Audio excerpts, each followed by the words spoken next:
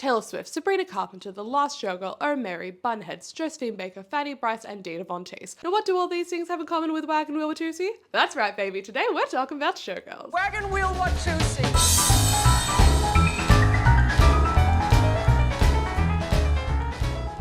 Think feathers, nipple tassels, dancing, a striptease, sexual harassment, all the hallmarks of the showgirl industrial complex. But what is a showgirl, and why are they having such a renaissance in the year of our Lord 2025? Well, that's what we're here to discuss today. Hi, I'm Ali, and this is Extra Virgin, where I talk about whatever the fuck I want, but like, a lot of the time it just ends up being asexuality in popular culture. Just some quick housekeeping for this video. This video is going to discuss themes of sexual harassment and assault, abuse, sex trafficking, racism, and sex work. So please, viewer discretion is advised. The concept of a showgirl is not just one thing, as they can take on a multitude of different identities depending on what show they are in and what era. Showgirls are burlesque dancers. They perform cabaret. They are Ziegfeld Follies. You can find them dancing at the Moulin Rouge, the Vegas Strip, or in the chorus of a musical. I think that each of these iterations of showgirls have impacted the way in which we view a showgirl as a concept in 2025. But for the purposes of this video, I'll be delving a bit deeper into the histories of burlesque, the Moulin Rouge, and Ziegfeld Follies. Burlesque at its core is a comedic and over-exaggerated stage performance. British burlesque dancer Betsy Bonbon gave us this incredible insight into the history of burlesque, saying that, quote, burlesque has been a word used since the 17th century, deriving from the Italian word burlesco, itself from burla, meaning joke or mockery. It was used to describe this type of theatre in the Victorian era, end quote. Burlesque got its start in England in the early 1800s, with musical parodies becoming their bread and butter. They would take a famous musical, play, or opera and adapt it into a more broad comedic comedy with heightened risque elements. This style would often mock the musical and theatrical conventions of the original work. The female actors could perform in breeches roles, which is pretty much just female actors performing in male clothing. And the other women, they could be performing in tights. Burlesque made its way across the pond later in the 19th century, and there were three major styles. Victorian burlesque, leg shows, which were pretty much just women dancing in tights, and minstrel shows. And for those of you who don't know, they are racist pantomimes portraying racial stereotypes about black people in blackface. While we're on the topic, burlesque has a storied history of racism and cultural appropriation and discrimination, and this is still an issue that is prevalent to this day. In 2018 at Pole Art Italy, a performer placed in 5th place with her sister act tribute, i.e. her performing in blackface. And a similar thing happened in Australia in that very year. I feel like it is impossible to discuss the history of burlesque and the concept of being a showgirl without at least touching on these topics. For those of you who want to learn more about the racist history of burlesque, here are some fantastic articles, and here in the bio are some amazing diverse burlesque performers who are breaking down barriers and absolutely killing it. American burlesque was popularized in 1868 by Lydia Thompson's dance troupe, the British Blondes, which caused some moral panic from the girlies of this era and saw a rise of anti-burlesque hysteria in New York. However, Lydia Thompson was having success after success on her hands. She brought the show Ixion, which she had originated in London years earlier, over to New York, and this was doing numbers. Lydia Thompson was a creative visionary, with the writer from the New York Clipper almost 50 years after all of this saying, quote, the present school of burlesque originated with Lydia Thompson, end quote. Where is this diva's biopic? Which Nepo baby would play her? The burlesque showgirl then more or less transitioned into the Ziegfeld Follies in the early part of the 20th century. During the golden age of Hollywood, we saw burlesque be depicted on screen in numerous films, including The Lady of Burlesque, She's Working Her Way Through College, and Gypsy, which was based on the seminal 1957 Broadway musical of the same name. On stage during this era, burlesque became more or less what we know it as today. Think feathers, sequins, sparkles, and tantalizingly slow stripteases. These burlesque clubs, I imagine them to be more or less how they depict them in season 4 of The Marvelous Miss Maisel at the Woolford. Throughout the 2000s, there were attempts at a burlesque revival, from the seminal work of Dita Von Teese to the film Burlesque, with this period of time being known as neo-burlesque. But society has never been able to recapture the magic that burlesque once had. The Ziegfeld Follies were created in 1907 by Florence Ziegfeld Jr., who wanted to create a lavish Broadway show inspired by the Parisian Folie Bergère revues, which was allegedly his then wife's idea. A man taking credit for a woman's work?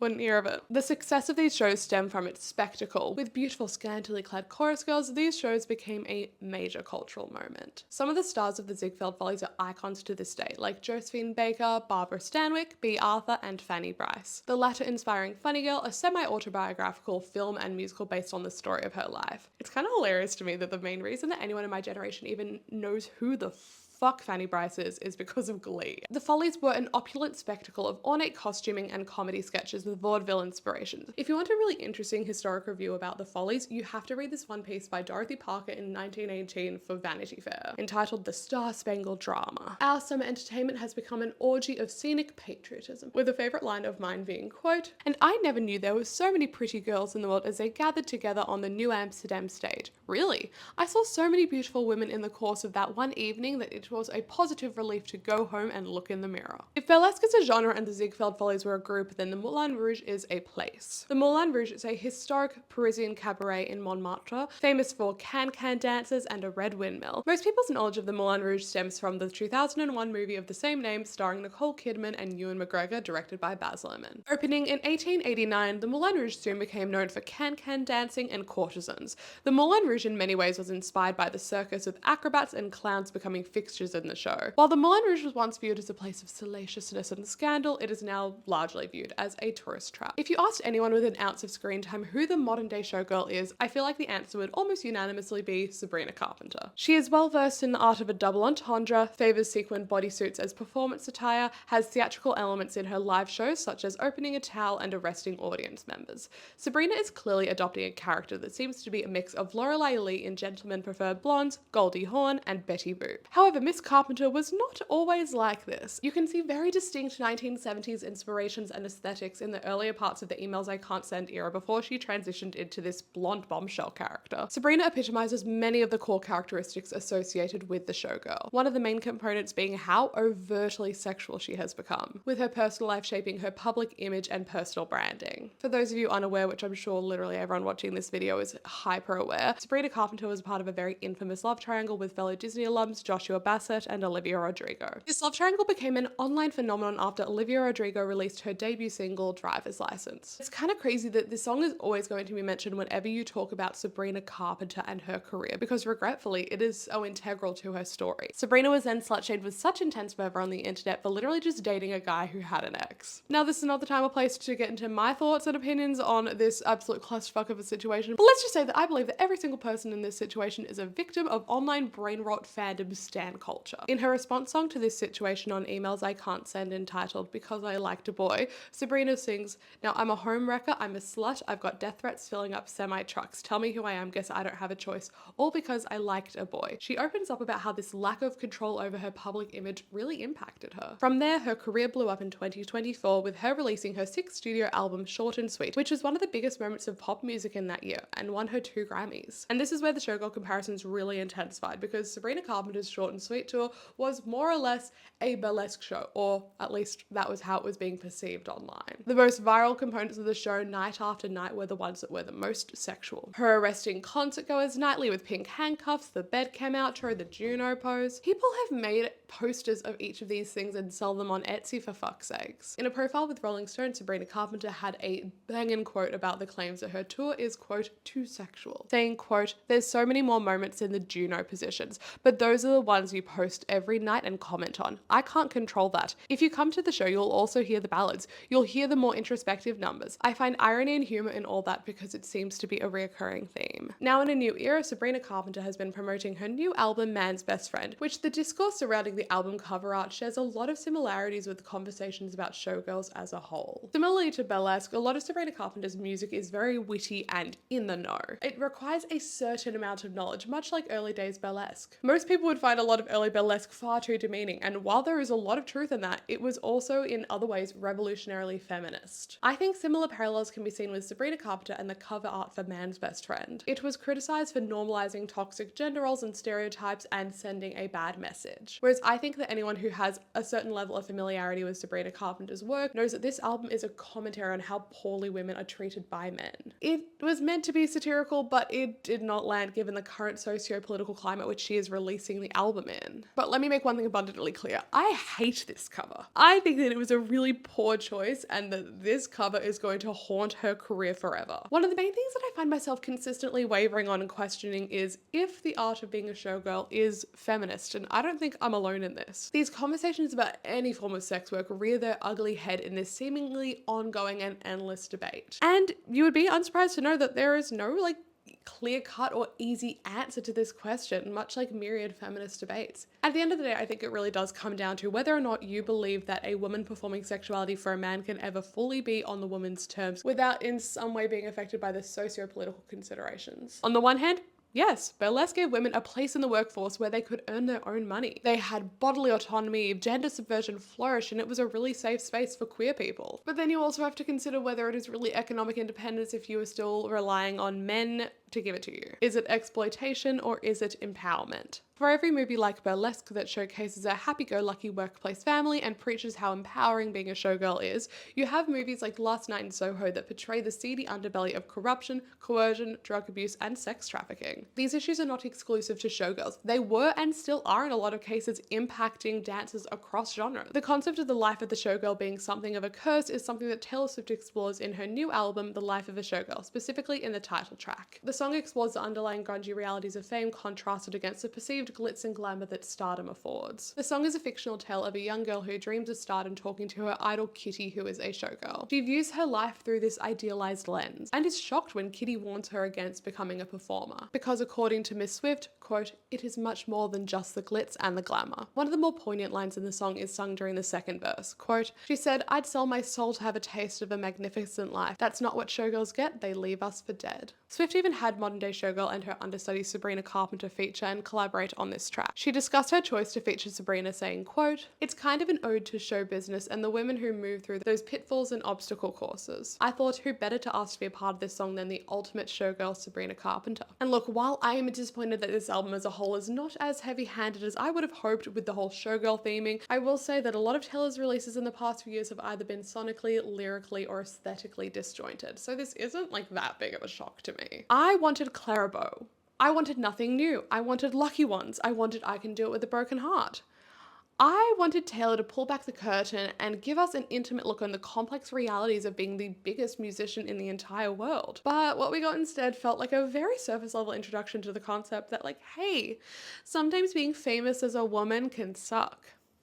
For every line we got, like, oftentimes it doesn't feel so glamorous to be me, we got like 6 references to Travis Kelce's penis. I feel like I became even more asexual after hearing Wood. Taylor Swift had this great opportunity to be more meta than ever before and explore stardom in a way that so few have. The most comparable example to this in my eyes is Lucky by Britney Spears. She tells a story of a fictitious superstar named Lucky who seemingly has it all but ponders, if there's nothing missing in my life, then why do these tears come at night? This is Britney at the peak of her career, openly ruminating about just how lonely and ultimately shallow fame really is. Taylor was low-key reheating Britney's nachos with the title track, but what for Britney felt like a revolutionary honest moment from one of the most traditional pop girlies, for Taylor, a famously loquacious lady, this track felt somewhat hollow. The most emotive part of the song for me was when Sabrina Carpenter discussed her dad's infidelity, because Emails I Can't Send title track is my favorite song she's ever written, and it always makes me cry because I think of January Andrews and Beach Read. There was infinitely more to explore on this album than what we ended up getting. It was a fantastic concept with a really lackluster return on investment. I Can Do It With a Broken Heart explored the dark side of being a showgirl more aptly than anything else on this album. But there is still this one question at the back of my head. Who is the showgirl and why is she seemingly everywhere in 2025? Taylor Swift seemed pretty unable to answer this question in her new album, so how about we all try to answer this one together? The most simple answer to this is undeniably Sabrina Carpenter, as we discussed earlier. Sabrina is keenly aware of the performance that she is putting on. She is aware of the realities that to be a woman in the public eye is to perform. Performing sexuality, performing authenticity, performing humor, performing relatability.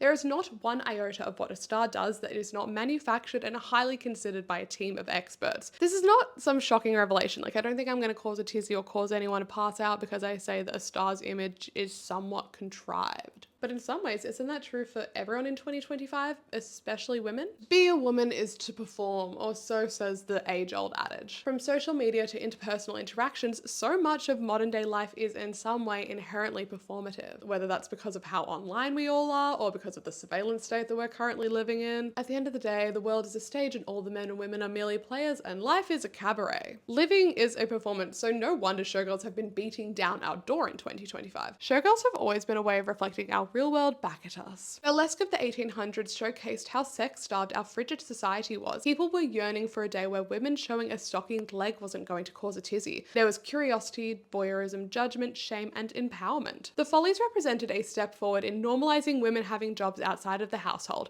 They were aspirational for so many, and despite being viewed as sex objects, they were also a symbol of hope for a multitude of young women who finally got to become notable storytellers. The Moulin Rouge was far more accessible than art of prior generations.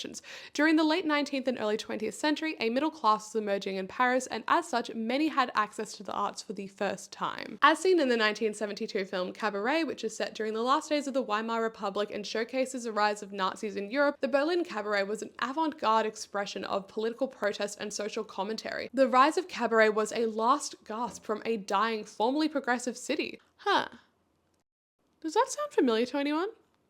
The concept of the Vegas showgirl of the past couple decades is emblematic of capitalistic greed. They are so much like Vegas. From far away, they are all shiny and fun, but when you get too close, you realize that a lot of the time, that is where dreams go to die. Or at least that is the case in Amy Sherman-Palladino's criminally underrated series Bunheads, which I cannot implore you enough to go and watch. And yes, the showgirl in 2025. She is keenly and at times overly aware of the socio-political ramifications of being viewed as a sex object. They are a mixture of progressive and regressive politics. For every time that we hear Sabrina Carpenter say that the discourse surrounding her album cover is not that deep, we also have performances of her at the VMAs spotlighting trans performers in a very contentious and critical time for trans people, not just in America, but across the world. Being a showgirl is as much political as it is performative. That's it, divas. I hope you've enjoyed this video. Ace Awareness Week is a couple weeks away, so I will be posting some fun content then, so keep an eye out on my channel. I hope you all have a beautiful rest of your day, and I'll see you in the next one. Bye!